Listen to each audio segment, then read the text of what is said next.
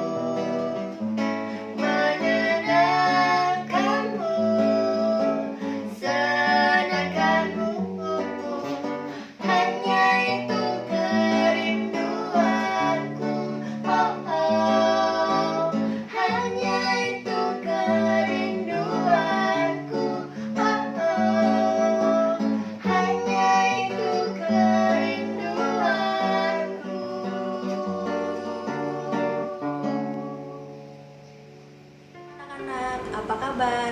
Mistia berharap kalian semua dalam keadaan sehat. Nah, kemarin kita sudah mendengarkan renungan yang dibawakan oleh Bu Devi. Hari ini kita akan bersama-sama mendengarkan renungan dengan judul Saling Mengampuni dan Menguatkan. Bacaan hari ini diambil dari Lukas 23 ayat 34. Mistia akan membacakannya untuk anak-anak. Ya Bapa, ampunilah mereka, karena mereka tidak tahu apa yang mereka perbuat. Nah, anak-anak, sebentar lagi kita akan merayakan Paskah. Tapi sebelum itu, mari kita bersama-sama mengingat kembali peristiwa di mana Tuhan Yesus mengorbankan dirinya untuk kita di kayu salib. Setelah melewati proses pengadilan yang panjang, akhirnya di hadapan Pilatus, Tuhan Yesus dijatuhi hukuman mati. Padahal Tuhan Yesus tidak bersalah. Lalu Yesus dibawa ke Bukit Golgota untuk disalibkan. Dalam perjalanan ke Bukit Golgota, ada seorang bernama Simon dari Kirene yang dipaksa untuk membantu memikul salib Tuhan Yesus. Setelah sampai di Bukit Golgota, Tuhan Yesus disalibkan di antara dua orang penyamun. Pakaiannya diundi dan dibagi-bagikan. Di atas salib Yesus dituliskan Raja Orang Yahudi. Saat itu banyak orang-orang yang mengolok-olok Tuhan Yesus karena ia tidak mampu menyelamatkan dirinya.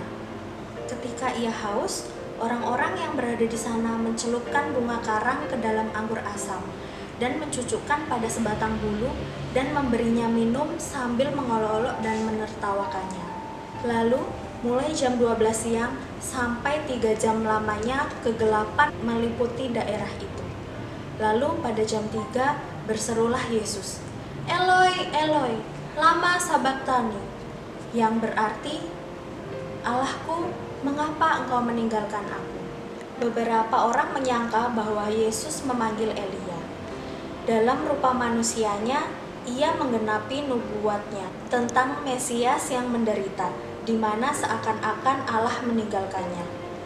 Tetapi ia memberi teladan, sekalipun sangat menderita, ia tetap taat sampai mati untuk menggenapi rencana Allah. Mereka menyangka kematian Yesus membuktikan bahwa ia telah kalah. Lalu akhirnya Tuhan Yesus menyerahkan nyawanya. Dan pada saat itu, bait suci terbelah. Lalu Yesus mati. Kepala pasukan yang telah membawanya untuk disalibkan mengaku bahwa Yesus adalah anak Allah. Nah, anak-anak, ada begitu banyak luka yang dialami Tuhan Yesus saat menuju ke Bukit Tengkorak untuk disalibkan. Ia dihina banyak orang dan mendapatkan perlakuan kasar. Namun, Tuhan Yesus mampu memaafkan kesalahan orang-orang yang menyakitinya. "Ya Bapa, ampunilah mereka, sebab mereka tidak tahu apa yang mereka perbuat," adalah bukti bahwa Tuhan Yesus sangat memiliki kasih untuk kita. Dengan mengorbankan dirinya di kayu salib, Tuhan Yesus sudah memberikan banyak waktunya untuk kita bisa mengampuni dan saling mengasihi. Lalu bagaimana dengan kita? Tentu ada banyak pengalaman pahit dan luka batin yang pernah kita alami, entah dari anggota keluarga atau dari teman-teman. Terkadang kita juga menyakiti orang lain menggunakan anggota tubuh yang sudah Tuhan berikan kepada kita. Misalnya, dalam bentuk ucapan, sikap, atau perbuatan kita. Apakah kamu masih menyimpan banyak luka di hatimu? Mari kita belajar mengampuni seperti Tuhan Yesus juga mengampuni mereka yang bersalah. Ia juga mengampuni dosa-dosa kita. Selamat merayakan perdamaian dengan banyak orang melalui pengampunan yang kamu berikan. Tuhan Yesus memberkati.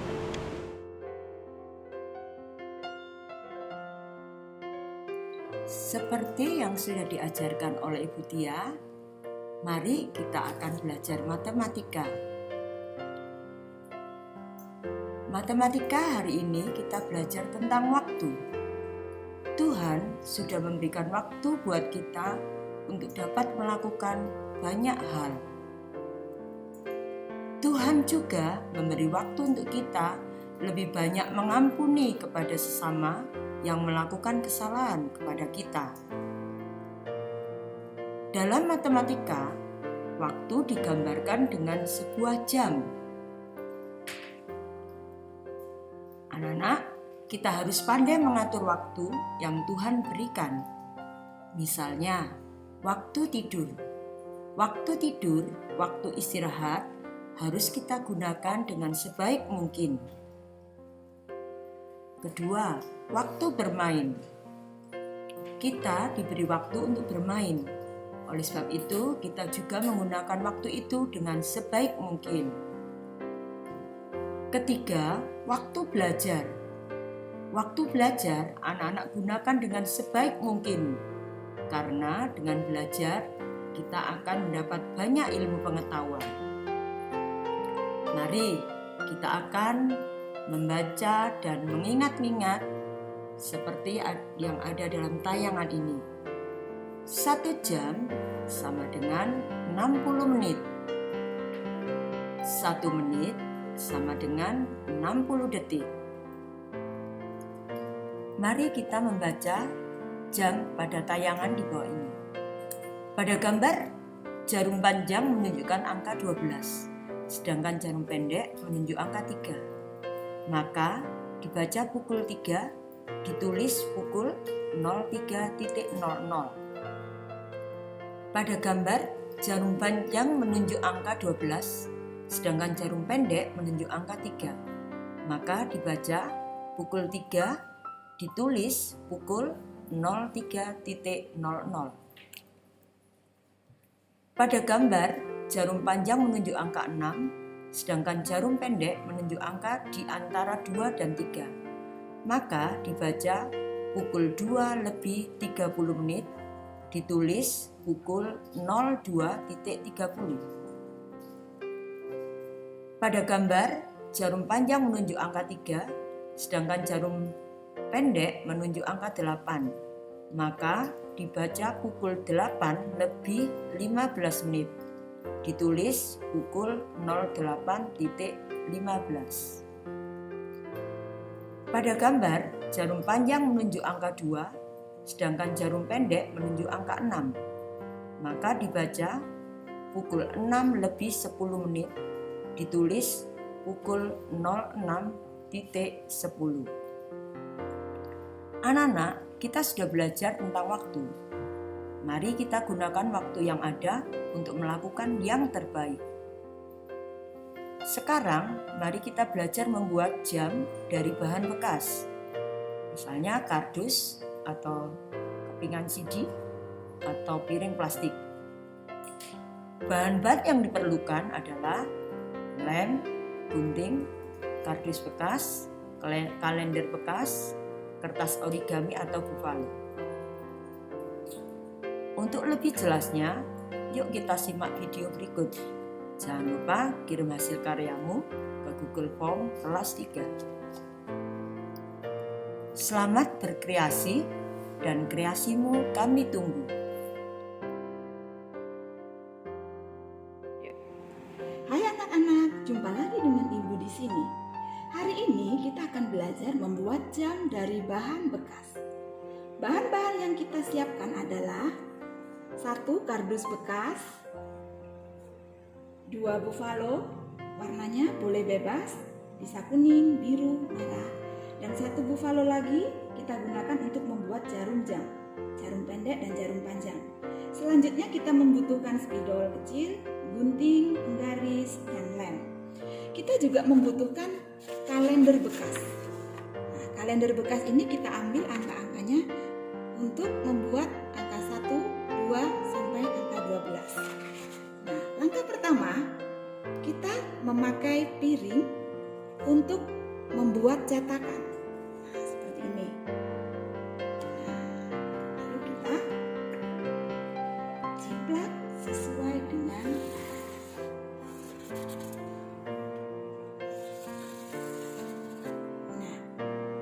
kita juga menjiplak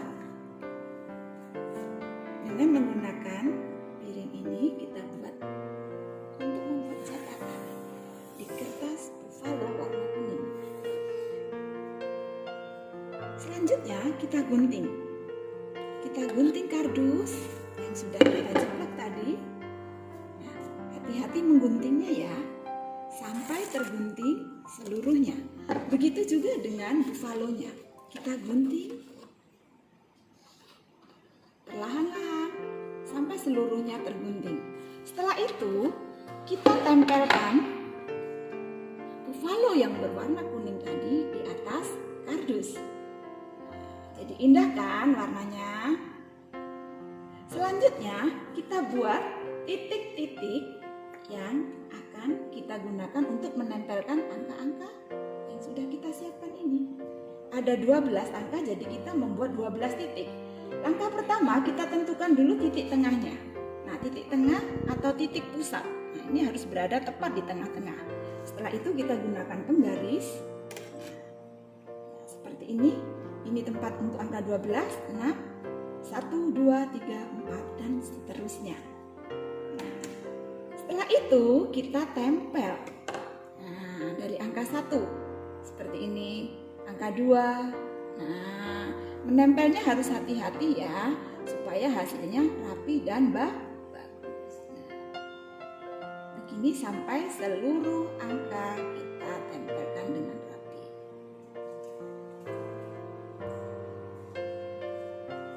Setelah itu kita siapkan jarumnya, jarum pendek dan jarum panjang. Jarum pendek dan jarum panjang ini juga akan kita tempel pada permukaan jam yang sudah kita buat. Nah, jadilah seperti ini. Ini jarum pendek, ini untuk jarum panjang. Nah, inilah hasil kerajinan kita hari ini. Bagaimana? Bagus kan? Nah, supaya jam yang kita buat ini bisa kita letakkan dengan baik, kita juga membutuhkan satu buah penyangga. Bahannya juga dari kardus bekas anak-anak. Bentuknya seperti ini. Anak-anak bisa membuatnya? Yuk, kita letakkan jam yang sudah kita buat ini pada tempatnya. Nah, bagaimana anak-anak, bisa kan? Selamat mencoba, Tuhan memberkati.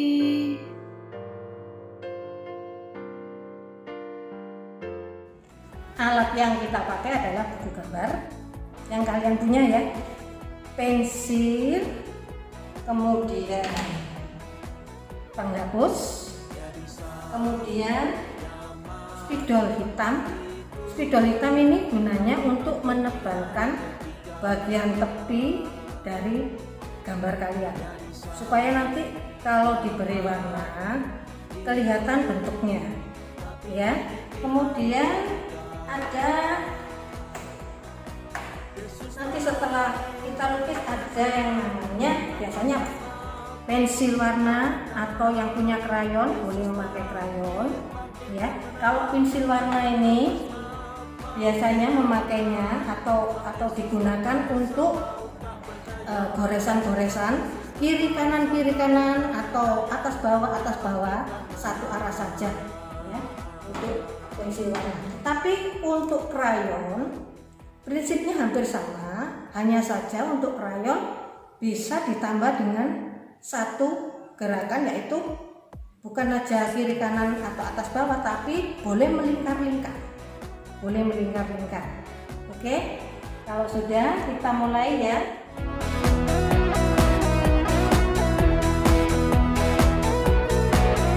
Dari salib dia mati dikubur, tapi bangkit di hari ketiga.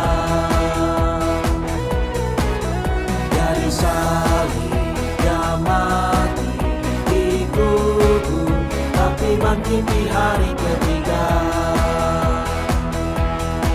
Yesus bangkit dan menang atas maut dikalahkan. Yesus bangkit dan menang atas maut dikalahkan. Sebab Yesus berkuasa, maut tak berdaya. Sebab Yesus berkuasa, maut tak berdaya. Dia bangkit dan menang.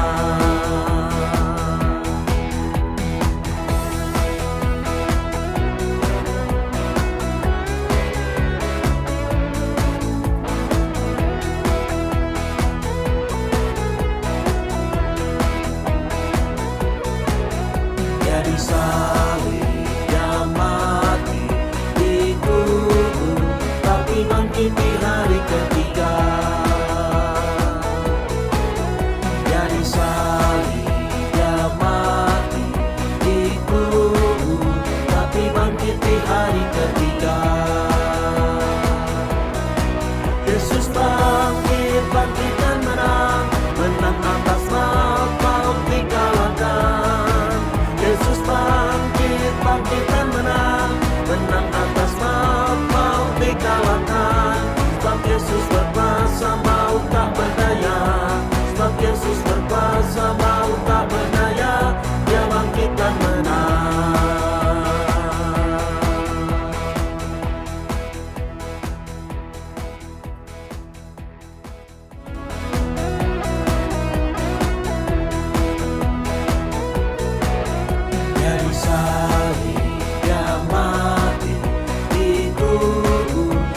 tapi bangkit di hari ketiga.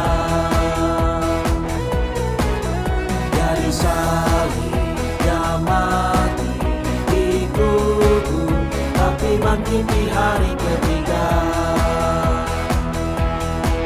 Yesus bangkit, bangkit dan menang, menang atas maut, maut dikalahkan. Yesus bangkit, bangkit dan menang, menang atas maut, maut dikalahkan. Sebab Yesus berkuasa, maut tak berdaya. Sebab Yesus berkuasa, maut tak berdaya.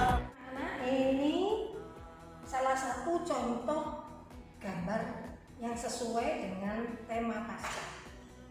Mudah-mudahan kalian bisa, dan bagi yang sudah pandai ya, yang sudah pandai dan yang sudah lebih kreatif dari yang lainnya, boleh mengarang sendiri atau menambahkan gambar yang sudah Bu Ani contohkan di papan.